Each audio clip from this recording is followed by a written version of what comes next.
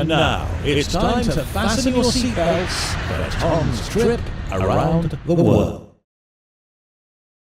Hello, welcome to TV Around the World. Today we're talking about VIA Player, or Vita Player, as I want to call it. Not player, but play. It's a streaming service that gives us Swedish, Norwegian, Danish, and many other countries' TV programs. I don't know the extent of it. Internationally, it's got a brand.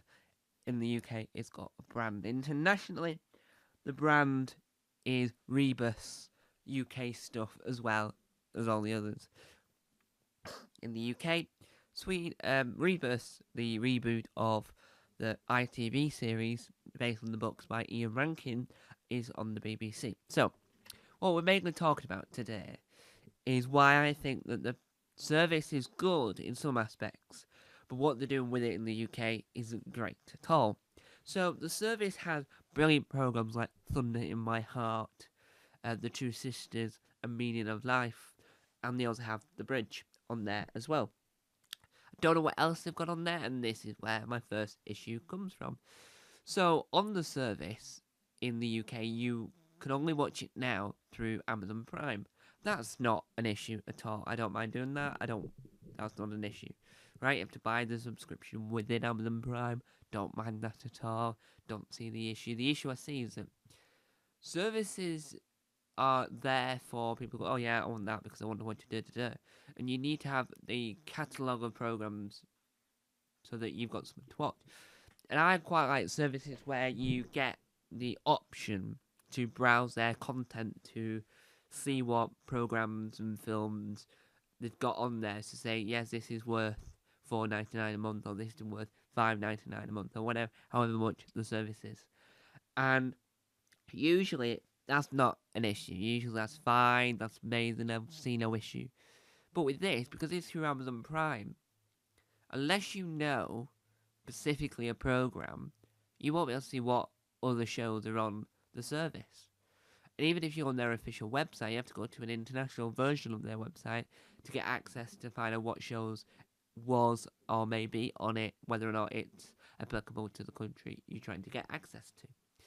So, for me, I liked Thunder in My Heart when I had the free trial, and to try and find the next program, because Thunder in My Heart's a romance, rom-com, young adult thing, I'm not really sure what the genre it is, I then only get Amazon recommendations and Amazon searches in that genre.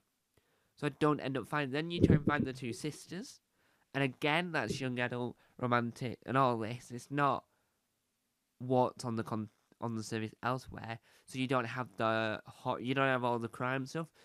So I would say I've not tried to search for The Bridge and going through that aspect.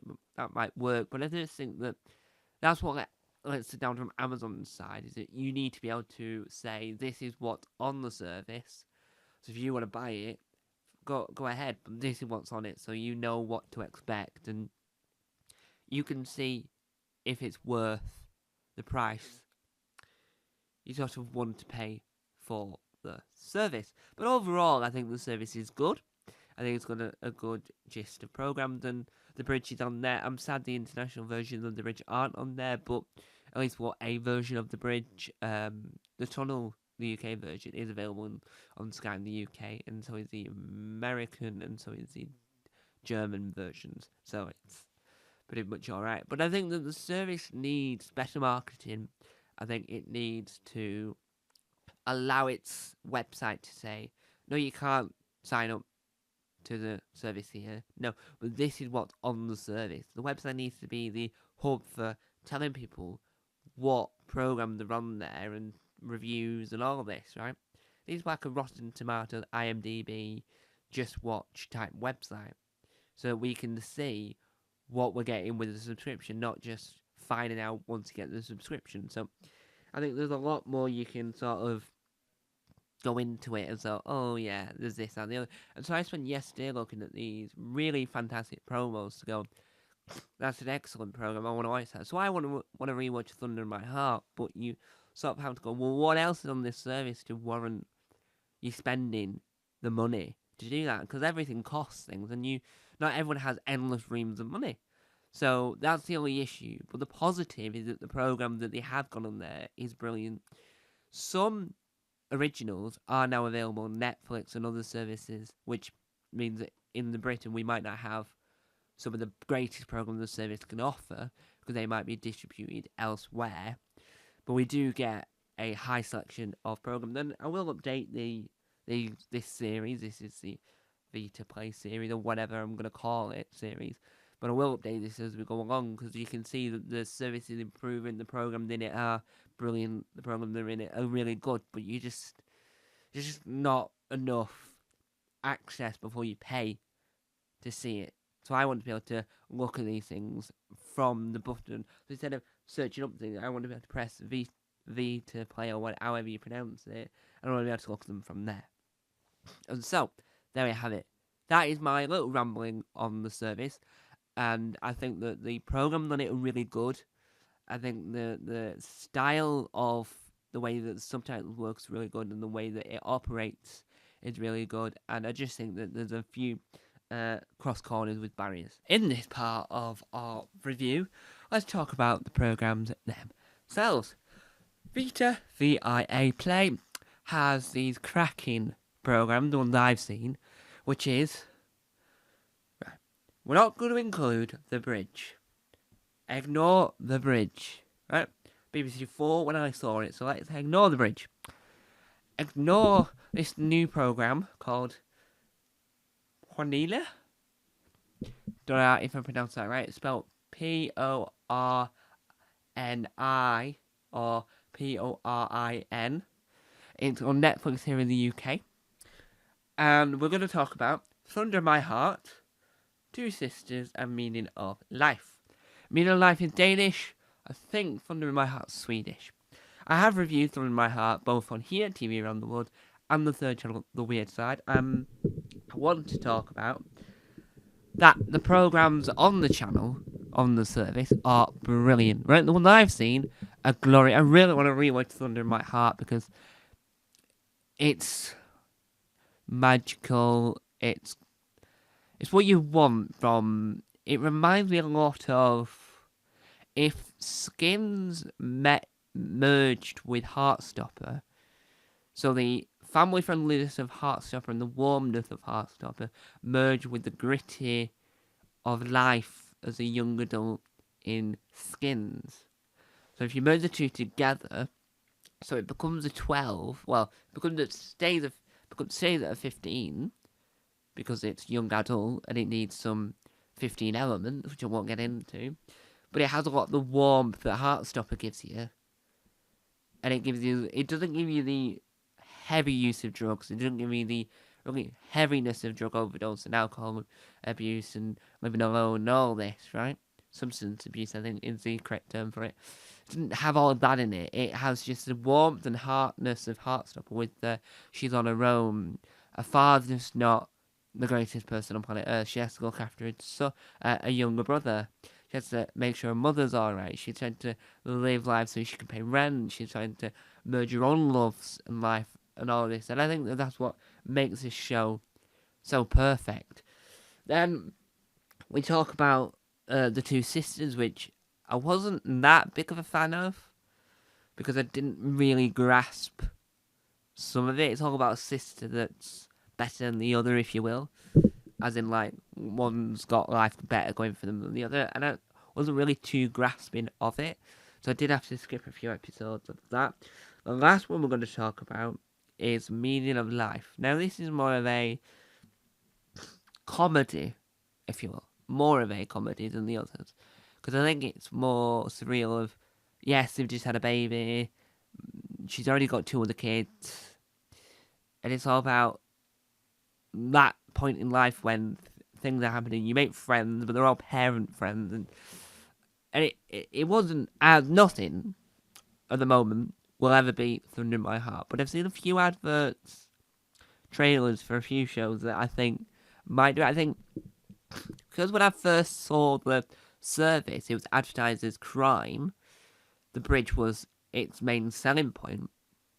I think, and the bridge isn't available elsewhere in the UK anymore, so I think that having the bridge as a selling point isn't a bad thing. And I think that what really makes this service interesting is the fact that it commissions English language originals for international markets, but then sell them on for the UK, not leaving on their service. So I do think that it misses a trick slightly.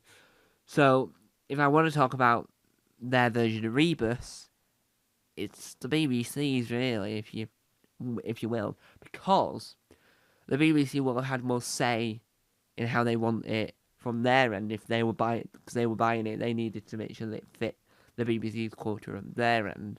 So I think that the show will have altered slightly being a BBC program, and I remember it aiming to be on the service, and then they shut down the service from their website, and then when didn't want it, the sports wasn't doing it, the TV channels weren't doing it or anything sport wise, so they just got rid of it. And then Amazon went, we'll have it, and then brought it in, so then that swapped Rebus around. I think that's what messed up Rebus, to be fair, and brought Rebus to the BBC, which was cracking, fantastic. But that isn't in our little list of things we're going to talk about. And I think the service in itself is amazing. I want to say that the Thunder in My Heart's brilliant. I know that some of the trailers I've seen, some of them look quite interesting. And I think that having it on UK soil now, in the 21st century, in 2025, it's the right time. So, The Killing and The Bridge was a start of things for us in the UK of, wow, we're living in this world of subtitles, this is incredible, right? That started our passion off. And then, us as in the British public. Now, I'm not talking about the world here, because I've got an angle on this I'm going with, right? So we get these things, and then Squid Game on Netflix comes out. I've not seen it. I don't really watch things that become extremely popular. I might watch it when they weren't that popular before. So I've seen Adolescents. Don't fret a tear on that, but I've not seen Baby Reindeer. I never will. So Squid Game came out, and people were watching it with subtitles, and some people watching it dubbed. They were on Gogglebox, but that's because there's not enough time to faff around with subtitles on Gogglebox. And so I think that then went, hang on a second, that is popular as anything. It's going to turn into a phenomenon. And then the subtitles of programs became more and more popular. I know that Call My Agent, which is fantastic, was brilliant. And I learned from What You Call My Agent my love for subtitles. Not for accessibility. So I don't watch British English language programs with subtitles. But for international programs, so Sweden, Germany, Austria, Croatia, Malaysia, any country pretty much that isn't the UK or America is international. And I loved subtitles, and I think this is the right service for me in a sense of some program. I'm not going to rush out after this video and go and buy it. No. I use a free trial, I got what I wanted out of it, and I'm now trying to work out what's next for it. Because I was considering getting it again, but the lack of me being able to access what's content on the channel, on the service, I can't make that decision personally. And you have to do more investigation and more looking into it and more like what's going on. And I think that this is the right channel to talk about this. I know it seemed like a third channel, the Weird Side video, but the next video on that channel is going to be a discussion is going to be about is gold still improving, which is a TV channel here in the UK that does like Only Fools and Horses, Dinner Ladies, Absolutely Fabulous, reruns them. Anyway, so you get this vastness, and you know that they're capturing the market at its peak. People are into subtitles now. People are even watching normal programs subtitles like they would do, like they wouldn't have done before. So subtitles are becoming more popular, and I think that accessibility-wise, subtitles are never better than they've ever been before. the BSL zone, which is a separate thing, their subtitles are next to nothing, right? They're incredible. They are what shows to people that are fascinated in aspects of TV that you wouldn't normally hear discussed in normal conversation, which is weird and which needs to be addressed. I think that subtitles are becoming really popular, and I think the BSL zone are going to become even more popular because of that. So we've got Vita, or VIA, or however you spell it, that's pronounce it, player. You've got the service that's doing its cracking best internationally, and I think that because it's in the boom of subtitles, what could go wrong? Nothing. Well, some things can. So I hope that all programs are comedies, dramas, are really good. And I quite like this is a service that doesn't faff around with documentaries. It doesn't faff around with what's the other word? Reality. And I think that's what this service needs to not play with. It does sports, but that's a separate entity to the service that's on Amazon.